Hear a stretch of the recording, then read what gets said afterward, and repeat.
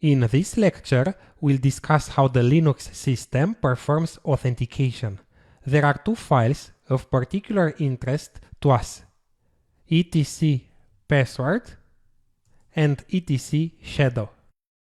The etc password file contains basic information about each user account on the system. Let's see the contents of the file. I'm opening it using less. Each line of the file represents a single account of type normal user or system user, and there are 7 fields on each line. Let's take these fields one by one. The first field is the user's login name. The second field at the beginning of the Unix era used to contain an encrypted password. Nowadays, it contains the letter X to denote that a password has been assigned but was saved in another file, the shadow file. If this second field is blank, the user does not need to enter a password to log in. The third field is the user ID, a positive integer number assigned to the user, followed by the group ID in the fourth field. The fifth field is a comment. Sometimes it is left blank. The next field is the user's home directory, and finally, the last field is the default shell, usually set to bin bash. If instead of bash you see there no login or false, it means that is a system user that's not allowed to log into the system. That was the format of etc password. I'm exiting the file by pressing on Q. Let's go ahead and take a look at the format of etc shadow.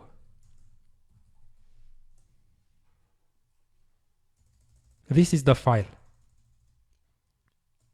It stores the actual passwords of the users in an encrypted format. In fact, there is the hash of the password with additional properties related to users' passwords, like password expiration dates. The etc password file is word readable, and that means that any user can read it, but the shadow file, this file, is only readable by the root account.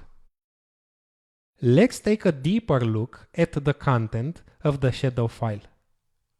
Each line of the file contains 9 comma-separated fields. The first field is the username, and this is how a line in the shadow file is connected to the corresponding line in the password file. The second field represents the password, the entire string between these two colons.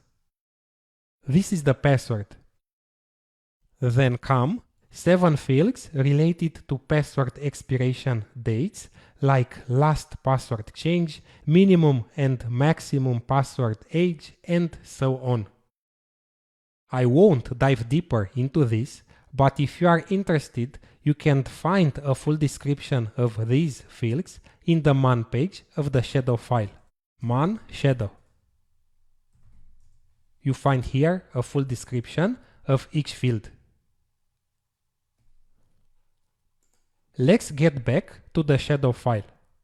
If the password field contains an asterisk or an exclamation point, the user will not be able to log in to the system using the password authentication.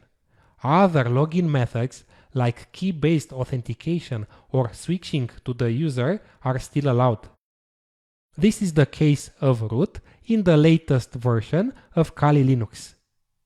Let's take a deeper look at the password field. This selected field. Usually, the password format is set to $type, in this case $6, $salt, and $hash. The type, 6 in this case, is the cryptographic hash algorithm used and can have the following values. 1 means MD5, 2A means blowfish, 2Y means X blowfish, 5 means SHA-256, and 6, this case, means SHA-512. Then comes the salt, this part, and then the hash of the password and the salt together, this part. This is the hash calculated using, in this case, SHA-512, which is an extremely strong algorithm.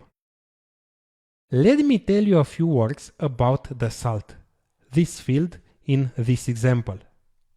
A salt combined with the password is added to the hashing process to enforce the uniqueness of the output hash, or in other words, the same password will give different hashes because of this random salt.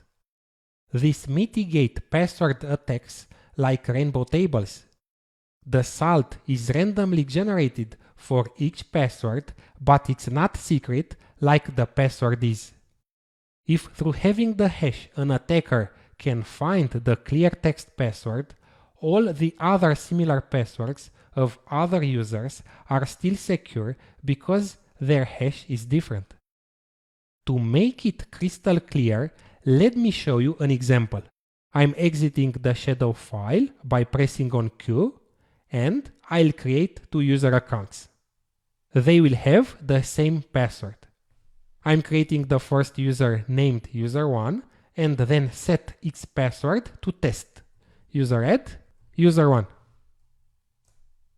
The user was created. Let's set its password to test. Password, user1. And I'm typing test 2 times.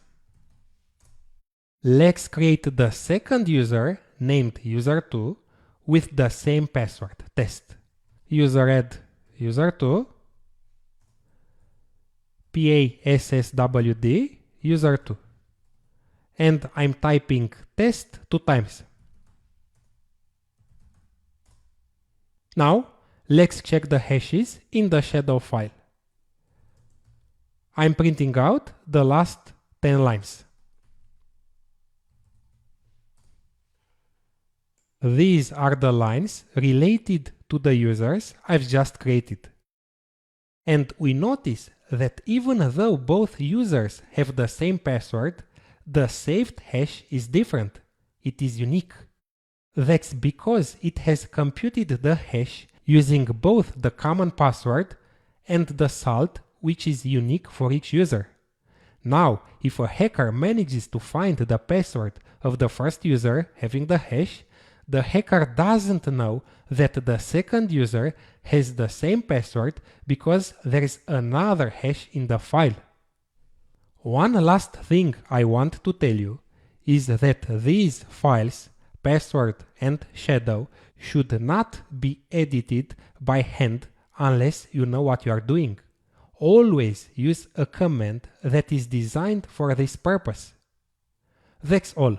Now that you know where the passwords are stored on a Linux system, I'll go ahead and show you in the next lecture how to try to crack the user's passwords using John the Ripper.